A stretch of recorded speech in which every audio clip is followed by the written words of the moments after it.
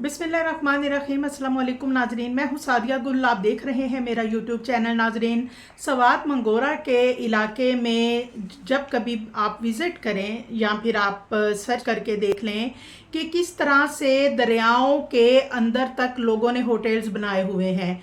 और अक्सर हम लोग सुनते रहते हैं कि जी सवात की तरफ फ्लड आया, सैलाब आया, सैलाबी रेले आए और होटल्स डूब गए और होटल्स को नुकसान पहुंचा। तो सवाल ये पैदा होता है कि केपीके की हुकूमत यहाँ इंतज़ामिया को ऐसे होटल्स क्यों बनाने देती है, और जिनका आधा हिस्सा पानी में होता है और आधा खुश्की पे।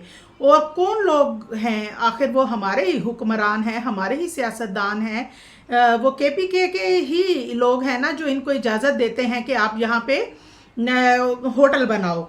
नाज़रीन, ये वाक़या केपीके की हुकूमत की नाअहली है, क्योंकि दूर खड़े लोग जो छतरियाँ लेके खड़े थे, आपने वीडियोस में देखा, ये उन लोगों को तसल्लियाँ दे रहे थे, दिलासे दे रहे थे, कह रहे थे कि आप फिक्र ना करें, अभी थोड़ी देर में इमदाद आ जाएगी। लेकिन क्या मैं सवाल करती हूँ कि जब वहाँ पे लोग जो थे वो समझ में नहीं आता कि इनके हेलीकॉप्टर उस वक़्त कहाँ थे, और सेहत के नाम पे जो फंड्स इकट्ठे किए जाते हैं वो कहाँ हैं? क्या आवाम की जान इतनी सस्ती है कि आए दिन ऐसे वाक़यात होते रहेंगे और कुछ दिन इन पे बात होगी, अफसोस किया जाएगा, फिर उसके बाद कहा जाएगा कि आपको इतनी रकम दी जाती है?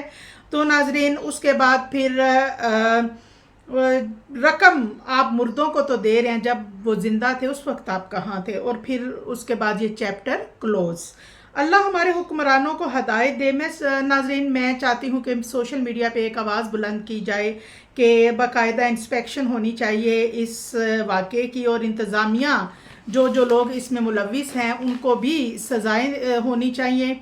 और नाजरीन, बहुत सख्ती से इस वाक़े का नोटिस जो है वो लेना चाहिए, ताकि ऐसे वाक़यात जो हैं वो आइंदा ना हों।